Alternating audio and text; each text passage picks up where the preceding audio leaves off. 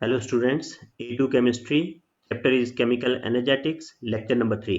आज के लेक्चर में स्टूडेंट्स हम ये सीखेंगे how to write down thermochemical equations for the formation of an ionic compound using Hess's law.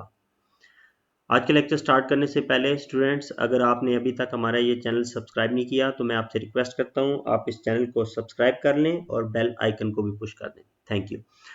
सबसे पहले जो टाइप एग्जांपल स्टूडेंट्स आज हम स्टडी करेंगे, इट इज सोडियम क्लोराइड।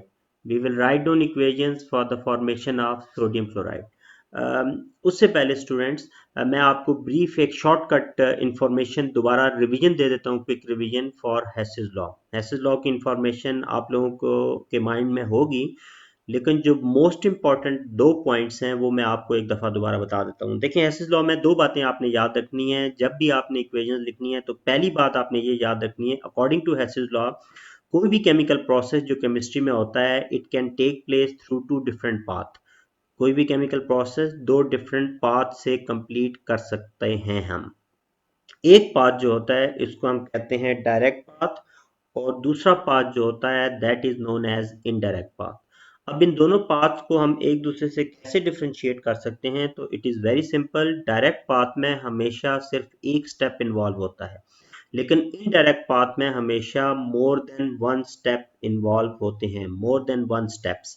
तो जब भी कोई रिएक्शन सिर्फ एक स्टेप में कंप्लीट हो जाए हम उसे कहते हैं डायरेक्ट पाथ, और अगर कोई रिएक्शन एक से ज्यादा स्टेप्स में कंप्लीट हो तो हम कहेंगे दैट इज इनडायरेक्ट पाथ। तो एक बात जो आपने याद रखनी है, हेसियस लॉ जब भी आप कहीं पे लिखा हुआ देखें तो एक पॉइंट जो आपके माइंड में फौरन फ्लैश होना चाहिए वो ये है that every chemical process can take place through two different path, direct path and indirect path। दूसरी बात जो इससे भी ज्यादा इंपॉर्टेंट है हेसियस लॉ में आपने याद रखनी है कि whether a chemical reaction takes place through direct path or indirect path, always enthalpy change it remains same। तो एंथैल्पी चेंज जो डायरेक्ट पाथ की होगी, जितनी एनर्जी रिलीज या एब्जॉर्ब डायरेक्ट पाथ में होगी, that will always be equal to enthalpy change of indirect path. तो students, brief quick revision जो हेसियस लॉ की बेस्ट क्विक रिवीजन हो सकती है वो मैंने आपको बता दिया है कि दो बातें आपने याद रखनी है। एक, कोई भी केमिकल प्रोसेस दो डिफरेंट पाथ से हो सकता है, डायरेक्ट एंड इनडायरेक्ट। और दूसरी important information, enthalpy change of direct path it is always equal to enthalpy change of indirect path. ये दो बातें याद रखनी है।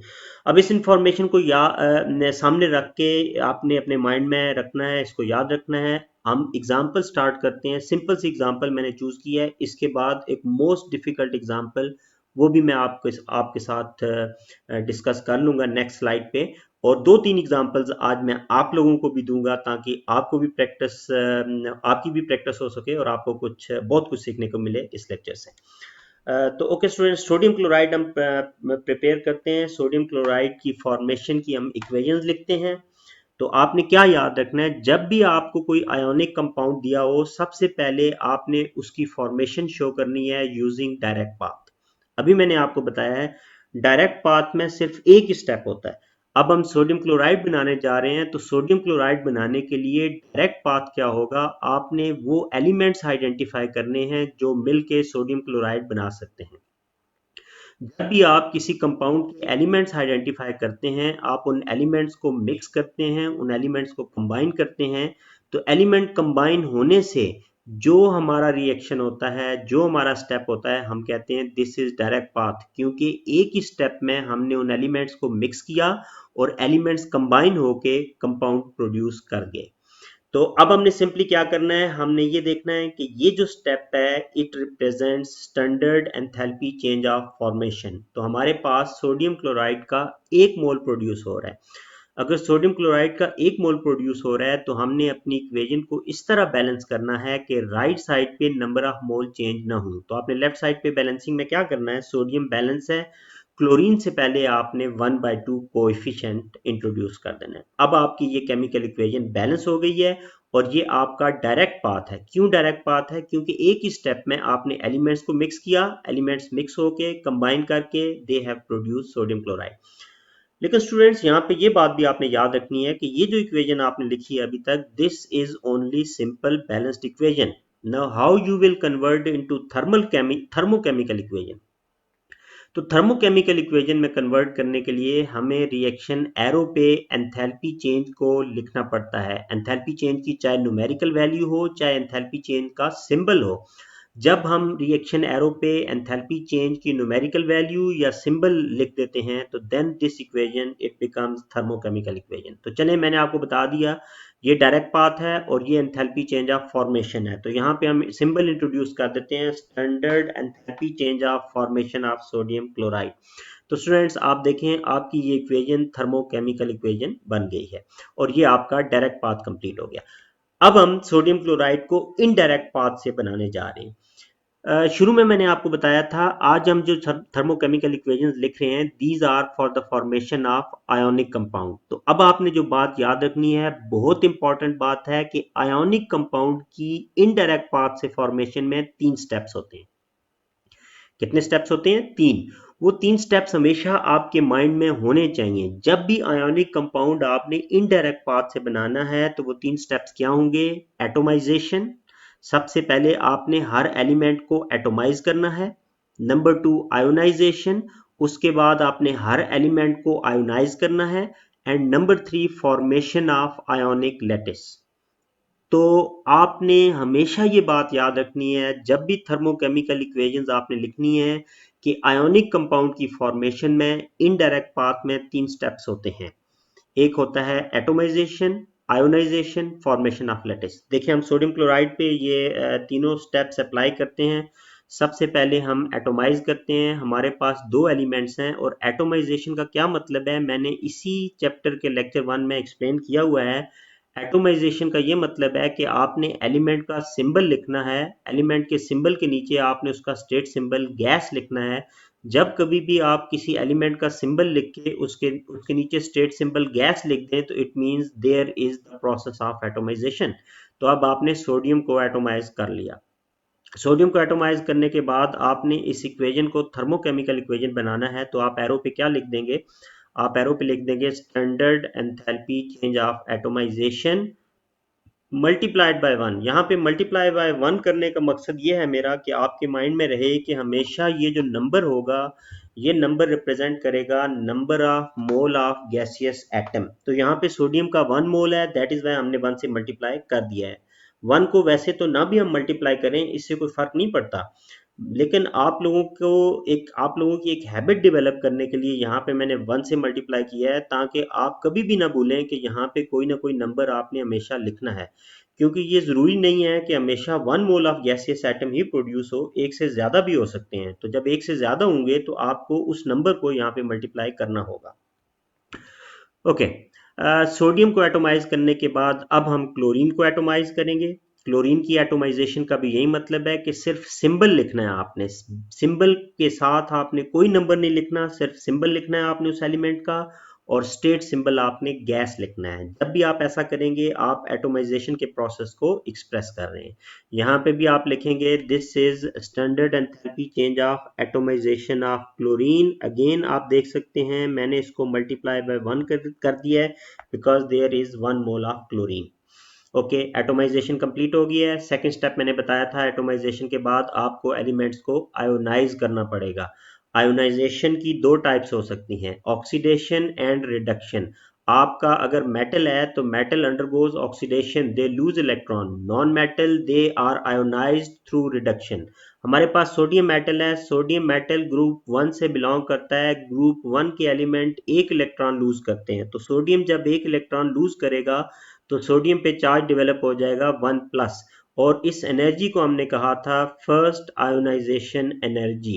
This is first ionisation energy of sodium, और इसको हमने 1 से मल्टीप्लाई किया है because there is 1 mole of sodium. Sodium का जो इलेक्ट्रॉन लूज हुआ है वो इलेक्ट्रॉन क्लोरीन गेन करेगा। जब क्लोरीन 1 इलेक्ट्रॉन गेन करेगा तो क्लोरीन का आयन बनेगा। क्लोरीन का जो आयन होगा वो आपका होगा क्लोराइड आयन, Cl1-। ये जो क्लोराइड आयन होगा, it is using which enthalpy change, इसकी एंथैल्पी चेंज को हम कहते हैं फर्स्ट इलेक्ट्रॉन एफिनिटी। क्योंकि जब भी इलेक्ट्रॉन लूज होता है आयोनाइजेशन एनर्जी इन्वॉल्व होती है, जब भी इलेक्ट्रॉन गेन होता है इलेक्ट्रॉन एफिनिटी। इन्वॉल्व होती है।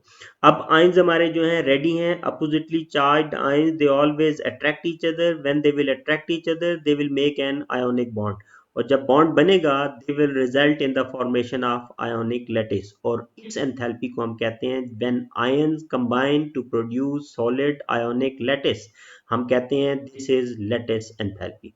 तो अब आप स्टूडेंट्स आपने देख लिया कि हमने इस एग्जांपल में सोडियम क्लोराइड को दो डिफरेंट पाथ से हमने प्रोड्यूस किया है, डायरेक्ट पाथ और इनडायरेक्ट पाथ। आपने हमेशा याद रखना है कि थर्मोकेमिकल इक्वेशन जब भी लिखनी है तो डायरेक्ट पाथ की जो एंथैल्पी होगी वो हमेशा standard enthalpy change of formation होगी, और इनडायरेक्ट पाथ में एटोमाइजेशन, आयोनाइजेशन और formation of ionic lattice involve होंगे।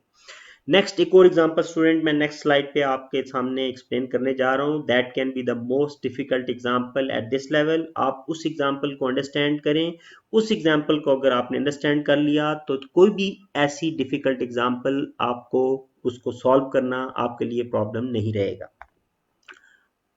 एग्जांपल जो हम स्टडी करने जा रहे हैं, these we are going to write down thermochemical equations for the formation of aluminium oxide. हम लोग यहाँ पे थर्मोकेमिकल इक्वेशंस भी लिखेंगे, और अब इस केस में हम थर्मोकेमिकल इक्वेशन लिखने के बाद हेसिस लॉ भी अप्लाई करेंगे। तो चलें स्टार्ट करते हैं। एल्यूमिनियम ऑक्साइड पहले डायरेक्ट पाथ से बनाते हैं। मैंने आपको बताया था डायरेक्ट पाथ की एंथैल्पी हमेशा standard enthalpy change of formation होगी। तो फॉर्मेशन का मतलब है हमें एलिमेंट्स लेने होंगे जिन एलिमेंट से एल्यूमिनियम ऑक्साइड प्रोड्यूस किया जा सकता है। एल्यूमिनियम ऑक्साइड के लिए हमारे पास एल्यूमिनियम सॉलिड और ऑक्सीजन गैस होनी चाहिए। इन दोनों एलिमेंट्स को हम कंबाइन करेंगे। नंबर ऑफ मोल बैलेंस करने के लिए हम लेफ्ट साइड पे एल्यूमिनियम के 2 मोल ले लेंगे और ऑक्सीजन के 1.5 या 3/2 O2 मोल हम ले लेंगे। अब हमारी ये इक्वेशन बैलेंस्ड इक्वेशन हो गई है। इसको थर्मोकेमिकल इक्वेशन बनाने के लिए मैंने आपको बताया था आपने यहाँ पे standard enthalpy change of formation of aluminium oxide लिखना है। अब ये जो पाथ हमने लिख दिया student, this is the direct path for the formation of aluminium oxide. Indirect path में आपको याद होगा अभी मैंने आपको बताया था पिछली स्लाइड पे कि इनडायरेक्ट पाथ में हमेशा, इनडायरेक्ट पाथ में क्या होता है, इनडायरेक्ट पाथ में हमेशा फर्स्ट स्टेप जो होता है इट इज एटोमाइजेशन। तो हम इन एलिमेंट्स को बारी बारी एटोमाइज करते हैं। एटोमाइजेशन में फिर बता रहा हूं, आपने एलिमेंट का सिंबल लिखना है, एल का सिंबल लिखना है और उसके नीचे स्टेट सिंबल गैस लिख देना है। एल्यूमिनियम एटोमाइज हो गया। मोल को बैलेंस करने के लिए आप लोअर साइड पे भी एल से पहले 2 लिख देंगे, और एरो पे आप इसको थर्मोकेमिकल इक्वेशन बनाने के लिए एरो पे आप लिख देंगे standard enthalpy change of atomization multiplied by 2। इसी तरह ऑक्सीजन को एटोमाइज करें, ऑक्सीजन को बैलेंस करें, 3 एटम्स हैं ऑक्सीजन के हमारे पास, 3 से मल्टीप्लाई करें, और अब इस केस में एरो पे आप जो लेबल लगाएंगे वो atomisation of oxygen multiplied by 3, because 3 is the number of mole of oxygen. आपके एलिमेंट्स की एटोमाइजेशन हो चुकी है। अगर किसी केस में 3 एलिमेंट्स होंगे तो आप तीनों को एटोमाइज करेंगे। अब आपने आयोनाइजेशन करनी है। आयोनाइजेशन मैंने आपको बताया था पहले मेटल की करनी है। Metal they are ionised through oxidation. Aluminium हमारा मेटल है, एक एल्यूमिनियम 3 इलेक्ट्रॉन लूज करता है। तो एक एल्यूमिनियम 3 इलेक्ट्रॉन लूज करके क्या चार्ज अपने ऊपर कैरी कर लेगा, एक एल्यूमिनियम के ऊपर चार्ज आ जाएगा 3+। हमारे पास एल्यूमिनियम के 2 मोल हैं, हम इसको 2 से मल्टीप्लाई करेंगे। अब आप ये देख सकते हैं कि एक एल्यूमिनियम ने 3 इलेक्ट्रॉन लूज किए हैं, तो यहाँ पे जो एंथैल्पी चेंज होगी वो होगी first, second and third ionization energy, और ओवरऑल हम इन तीनों आयोनाइजेशन एनर्जीज को मल्टीप्लाइड बाय 2 भी करेंगे। मल्टीप्लाइड बाय 2 का मतलब है that there are 2 moles of aluminium. देखिए एल्यूमिनियम आयोनाइज हो गया। अब जो एल्यूमिनियम ने इलेक्ट्रॉन लूज किए हैं वो सारे के सारे इलेक्ट्रॉन ऑक्सीजन गेन करेगा। देखें इलेक्ट्रॉन बैलेंस रहेंगे, उसमें कोई परेशानी की बात नहीं है। एक एल्यूमिनियम ने 3 इलेक्ट्रॉन लूज किए हैं, 2 ने 6, तो 6 इलेक्ट्रॉन है हमारे पास, ये आपने याद रखना है। एक ऑक्सीजन, आपको पता है oxygen belongs to group number 6, एक ऑक्सीजन को 2 इलेक्ट्रॉन चाहिए, तो 3 ऑक्सीजन कितने इलेक्ट्रॉन गेन कर लेगा, 6। तो देखें 6 इलेक्ट्रॉन लूज हुए और 6 इलेक्ट्रॉन गेन हो गए, हमारे इलेक्ट्रॉन बैलेंस रहेंगे। एक ऑक्सीजन जब 2 इलेक्ट्रॉन गेन कर लेगा तो ऑक्सीजन पे चार्ज आ जाएगा 2-, और नंबर ऑफ मोल 3 से मल्टीप्लाई करेंगे तो हमारे 6 इलेक्ट्रॉन गेन हो जाएंगे। एक ऑक्सीजन जब 2 इलेक्ट्रॉन गेन करेगा तो जो एंथैल्पी चेंज होगी that will be known as first plus second electron affinity of oxygen, और इन दोनों इलेक्ट्रॉन अफिनिटी को हम थ्री से मल्टीप्लाई करेंगे क्योंकि number of mole of oxygen हमारे पास 3 है। अब गैसियस आयंस को कंबाइन कर दें, एरो विल मूव अपवर्ड, और एरो जो ऊपर जा रहा है, ये जो एंथैल्पी चेंज है इसको आप लोग कहते हैं लैटिस एंथैल्पी। तो स्टूडेंट्स आपने देखा, हमने ये बहुत डिफिकल्ट एग्जांपल है जिसको बड़ी आसानी से आपने कंप्लीट कर लिया for the formation of aluminium oxide through direct path and indirect path. अभी हमारा एक स्टेप था, हमने एक स्टेप इस तरह मैं कह रहा हूं कि हमने थर्मोकेमिकल इक्वेशंस लिखी हैं। अब दूसरे स्टेप में हम इन थर्मोकेमिकल इक्वेशंस को सामने रख के हम एक फॉर्मूला डिराइव करेंगे। वो फॉर्मूला हमें न्यूमेरिकल प्रॉब्लम सॉल्व करने में हेल्प करेगा। तो वो फॉर्मूला कैसे डिराइव करना है देखें जरा, हेसिस लॉ अप्लाई करते हैं। आपने जब भी ये इक्वेशन लिख ली उसके बाद स्टूडेंट्स आपने ये देखना है कि इस ये जो सेट ऑफ इक्वेशन है, इस सेट ऑफ इक्वेशंस में what is the initial stage and what is the final stage. Initial stage को आइडेंटिफाई करने की एक सिंपल सी जो मैं ट्रिक आपको बता सकता हूं, आपने ये देखना है कौन सी ऐसी पोजीशन है जहां पे सब एरोज की टेल्स हों। अगर वहां से दो एरो स्टार्ट ले रहे हैं तो दोनों एरोज की टेल्स हों। तो क्या आपने इनिशियल पोजीशन आइडेंटिफाई कर ली? ओके, देखें क्या आप करेक्ट हैं या नहीं। This is the initial stage, क्योंकि दोनों एरोज की टेल, एक एरो यहां से राइट साइड पे मूव कर रहा है और एक लोअर साइड पे आ रहा है, और दोनों की टेल यहां पे शो हो रही है। इनिशियल स्टेज के बाद आपने फाइनल स्टेज आइडेंटिफाई करनी है। फाइनल स्टेज हमेशा वो होगी जहां पे दो एरोज के हेड्स होते हैं। तो यहां पे फाइनल स्टेज आइडेंटिफाई करें। मुझे उम्मीद है आपने फाइनल स्टेज आइडेंटिफाई कर ली होगी। फाइनल स्टेज यहाँ पे Al2O3 है। स्टूडेंट्स एक बात मैंने पिछली स्लाइड पे बताई थी, मैं फिर बता रहा हूँ, जब भी किसी आयोनिक कंपाउंड को आपने बनाना है तो हमेशा याद रखना है जो डायरेक्ट पाथ होगा वो standard enthalpy change of formation होगा, और उसका जो एरो होगा हम हमेशा उस एरो को कहेंगे this is the resultant arrow, this is the resultant vector.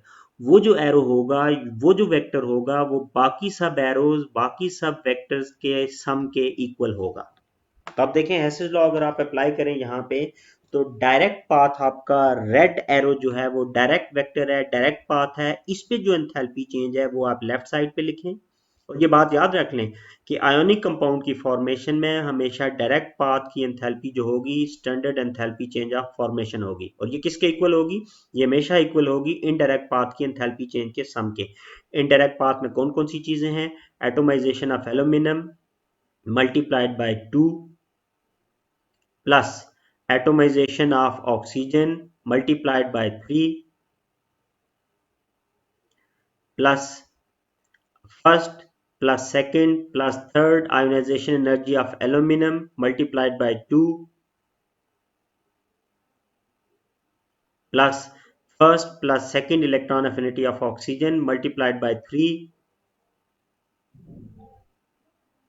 plus lattice enthalpy of aluminum oxide।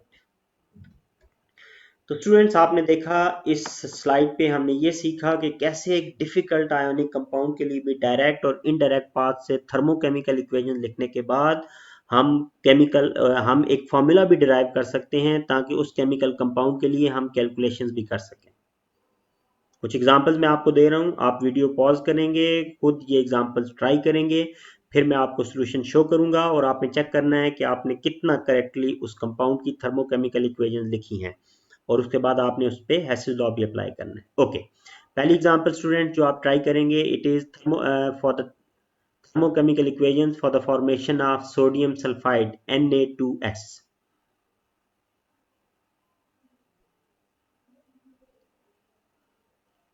Okay students, अगर आपने कर लिया है तो आप देख सकते हैं सोडियम सल्फाइड के डायरेक्ट और इनडायरेक्ट पाथ क्या होंगे,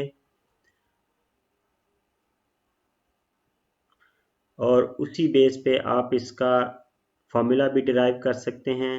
this is initial stage, final stage, और ये बात याद रखें कि डायरेक्ट पाथ की एंथैल्पी हमेशा standard enthalpy change of formation होगी, and it will be equal to atomisation plus ionisation plus lattice enthalpy. Next example try करें students. Thermochemical equations for the formation of calcium fluoride CaF2। Video pause करें और यहाँ पे इसका thermochemical equation लिखें और इसका फॉर्मूला भी डिराइव करें। ओके स्टूडेंट्स, अगर आपने इक्वेशन लिख ली हैं, फॉर्मूला डिराइव कर लिए हैं तो चेक करें। Direct path, indirect path, atomization followed by ionization followed by lattice enthalpy। Direct path मैंने आपको बताया है हमेशा बार बार, standard enthalpy change of formation is the direct path. It is equal to the atomisation of metal plus atomisation of non metal plus ionisation energy plus electron affinity plus lattice enthalpy. तो आपको ये formula derive करना आ जाए तो आपको numerical problem में कोई problem नहीं होगी, आप इजीली न्यूमेरिकल प्रॉब्लम सॉल्व कर सकते हैं। ओके स्टूडेंट्स, मैं उम्मीद करता हूँ कि आपको काफ़ी चीज़ें समझ आ गई होंगी। अगर अगर अभी भी कोई मिस्टेक आप कर रहे हैं तो लास्ट एग्जांपल मैं आपको एक और देता हूँ, कोशिश करें कि इसमें कोई मिस्टेक ना हो। Right on thermochemical equations for the formation of magnesium nitride and apply Hess's law. Okay students, अगर आपने इक्वेशंस लिख ली हैं तो देखें, this is direct path, indirect path atomization followed by ionization followed by lattice enthalpy। Direct path is the standard enthalpy change of formation और ये equal होगा हमेशा atomization of metal plus atomization of non-metal plus ionization energy of metal plus electron affinity of non-metal plus lattice enthalpy।